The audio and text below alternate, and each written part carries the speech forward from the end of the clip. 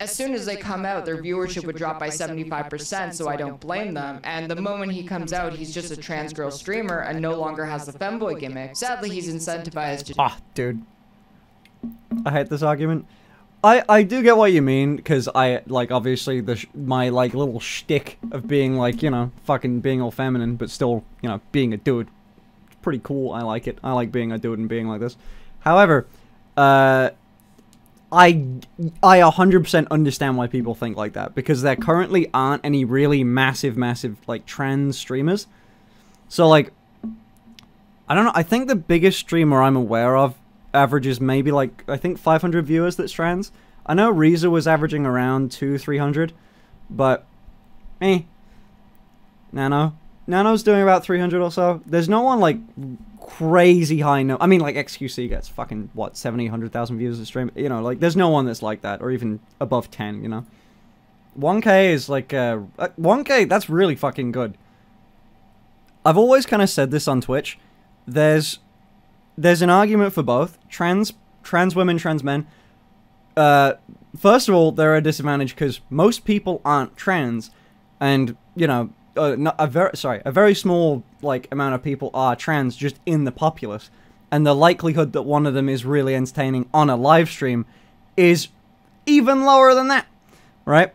There's gonna be a smaller ratio of streamers that are trans that are gonna be big, just ratio-wise, right? The other thing is that it's genuinely harder to be a woman on this platform and be a, as much as you guys think they've got the fucking easy path or whatever, and be, what's it called? And be trans. Because most people don't like trans people. It's being really supportive and everything, but just due to the fact that some people won't like you because you're trans is gonna lower the numbers, right?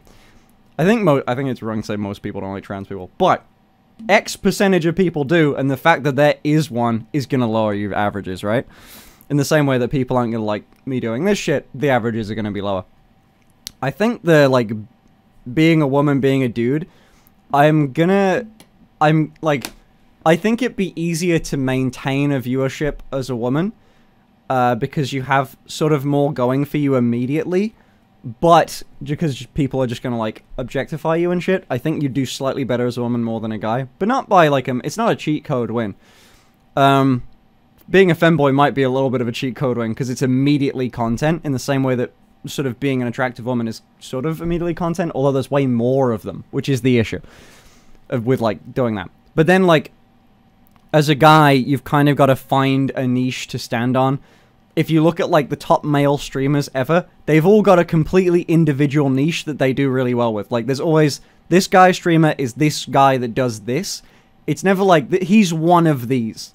Like, there's never, like, you know what I mean? I think people know me as the femboy streamer, you know? And then people will know Amaranth as the hot tub streamer, even though there's a fuck ton of people that do whatever, right?